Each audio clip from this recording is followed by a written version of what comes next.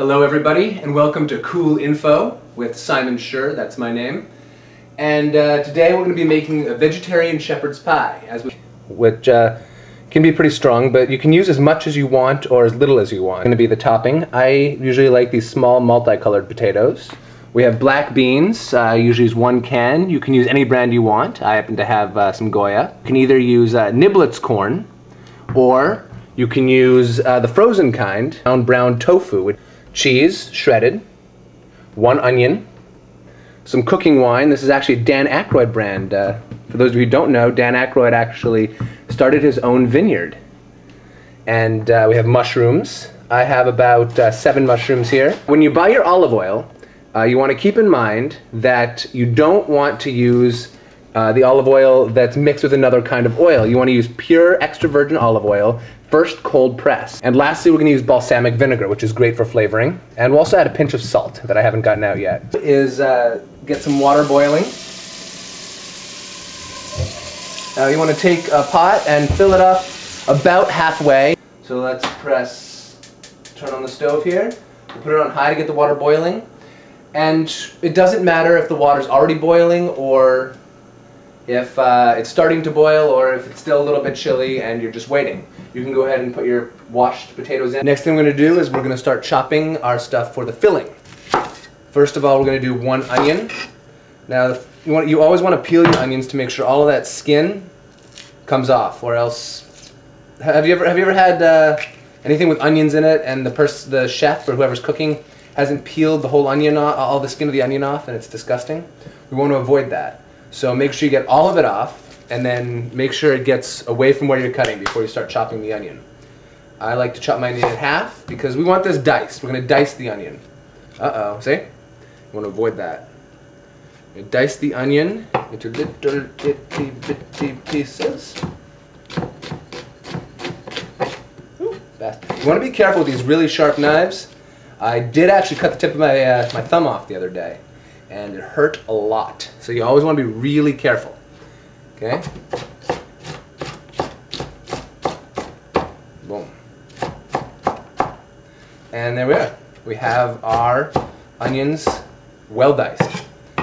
We'll just move those to the side. We'll add those in a sec.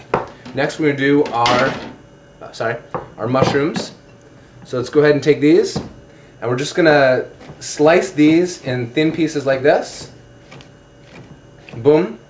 And then once in half. And that's all it takes. I mean, they don't need to be very small. They're better if they're a little bit chunky.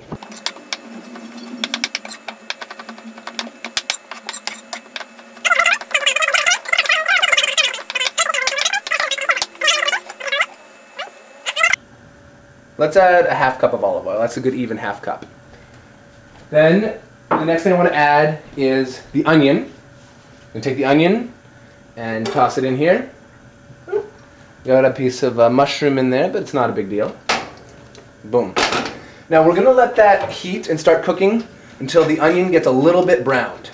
Alright, now we've got the onion coming to a boil here in the olive oil, and you can start to see it's getting a little bit brown.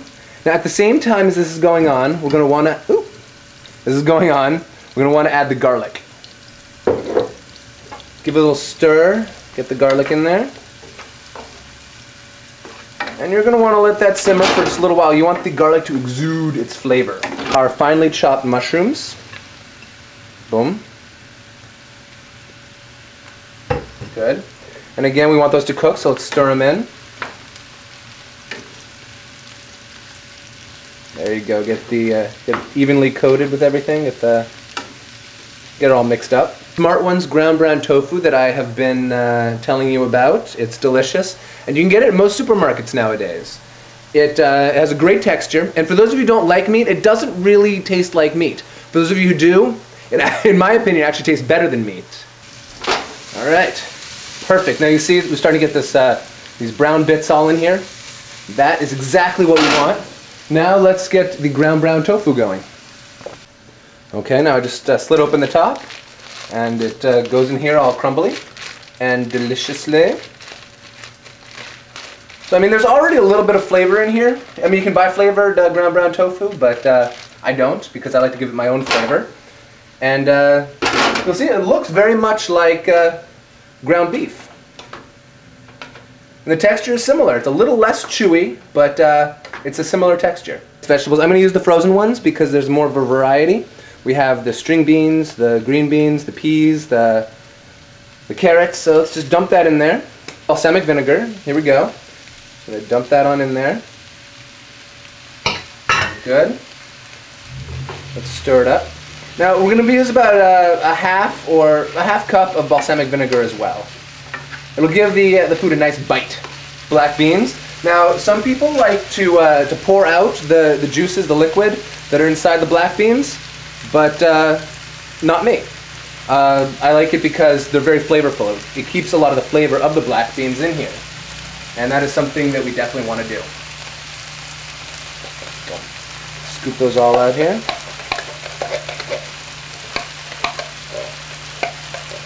Now, if you want to make this, super healthy, you can use organic black beans, or if you want, you can use about 1 to 1.5 cups of fresh black beans. You boil them in water and then let them sit overnight. Mix this up. Very nice. This is coming along perfectly. Now take a look at that. This is looking great.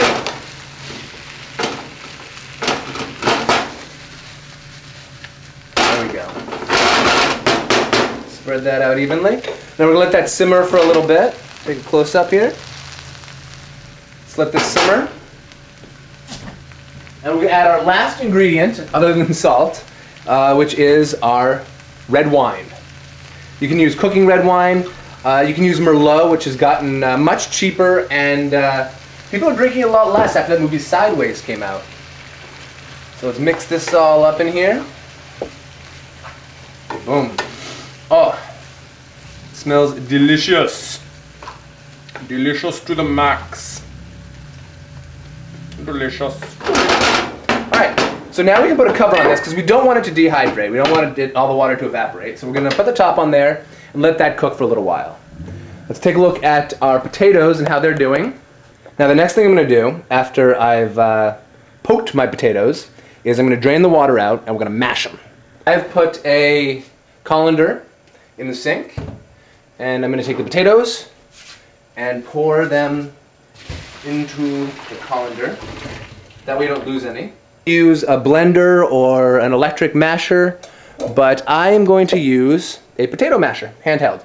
Just dunk it in here.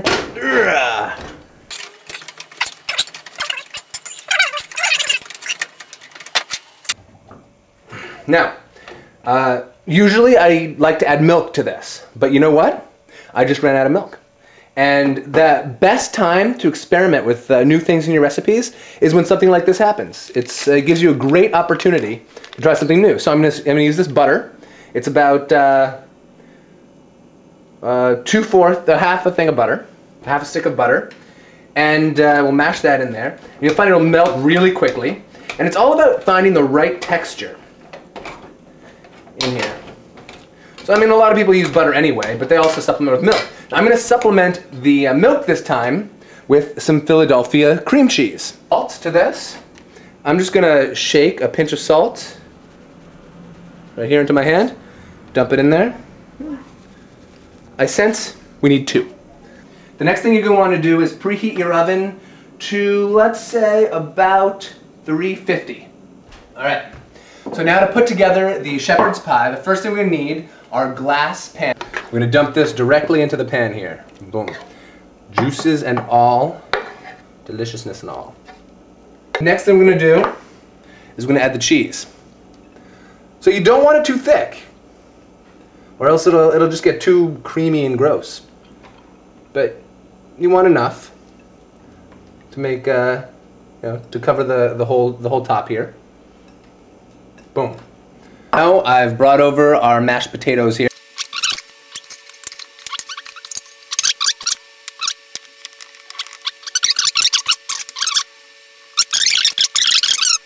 Oven. One thing you want to make dead sure of is that the container that you put it in is oven safe.